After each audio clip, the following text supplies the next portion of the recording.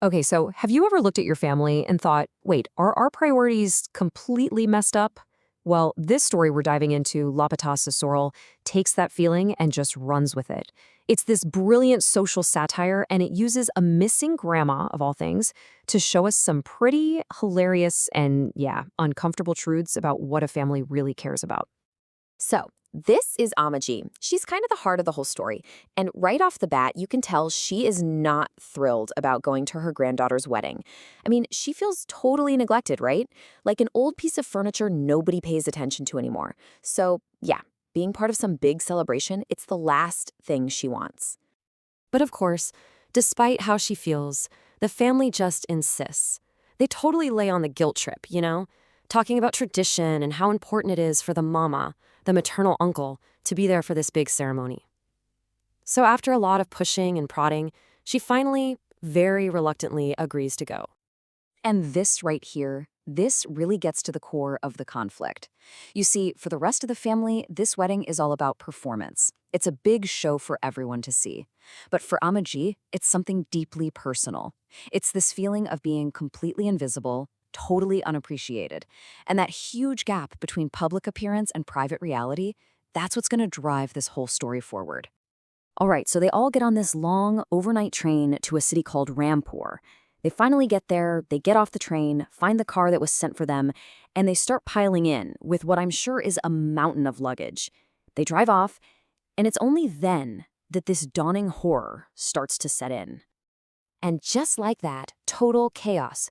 In that mad scramble to deal with all the bags and find the driver, they managed to forget the single most important person they brought with them. Can you believe it? Amaji never even got off the train. She's been left behind completely alone at the station. Okay, and this is the moment.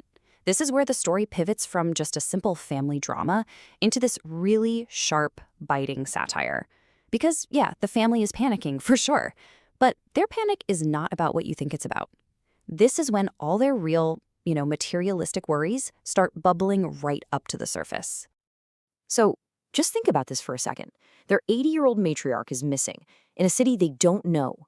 What's the very first thing they worry about? Her safety, right? Her well-being?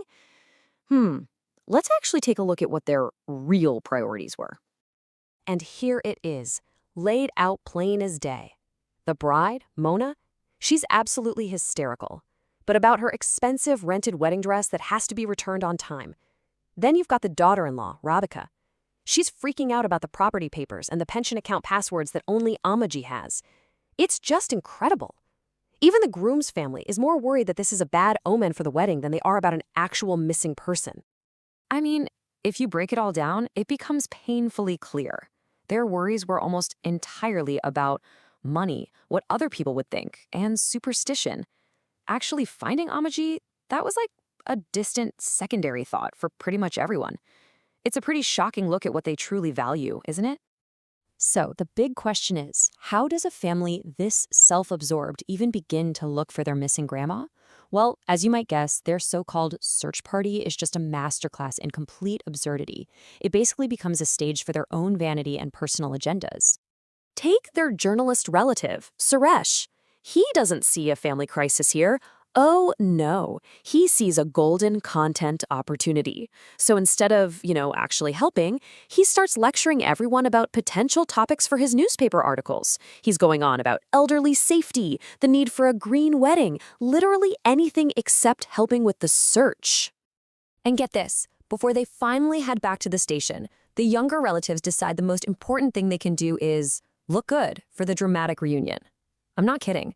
They're putting on lipstick, styling their hair with gel, just in case the media shows up. And then, on the way there, they actually stop for snacks. Because, well, the samosas at that station are famous. And you can't let a major family crisis get in the way of a good snack, can you? So, after all that manufactured drama, all that fake concern, and of course, a quick snack break, the search party finally makes it back to the train platform where they left Amaji hours before. You can just feel the tension, right? They start frantically searching through the train cars, calling out her name. And then they hear it. A very distinct and very peaceful sound coming from one of the compartments.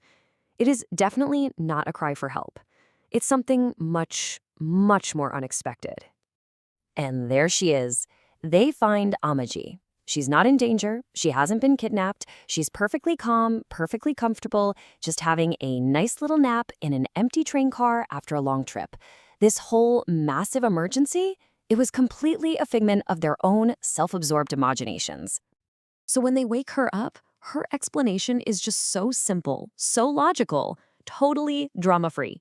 She just says, I was tired, so I laid down for a nap. That's it. Her calm reality is just this hilarious, stark contrast to the family's wild, completely self-serving panic. And this just hilariously puts the whole event in perspective, doesn't it? What they saw as this huge disaster, one that was apparently less important than a rented dress, was for her just a much-needed rest. It just exposes this massive, almost comical gap between their perception and her reality. And that gap is filled with nothing but their own anxieties and totally misplaced priorities. And that really leaves us with one final, pretty thought-provoking question. The story's title translates to The Lost In-Law's Home. But think about it. Amaji knew exactly where she was. She was just peacefully napping on a train. The ones who seem to have completely lost their way, their sense of family, of empathy, of perspective, was everyone else. It really makes you wonder, doesn't it? In our own lives, who's the one that's truly lost?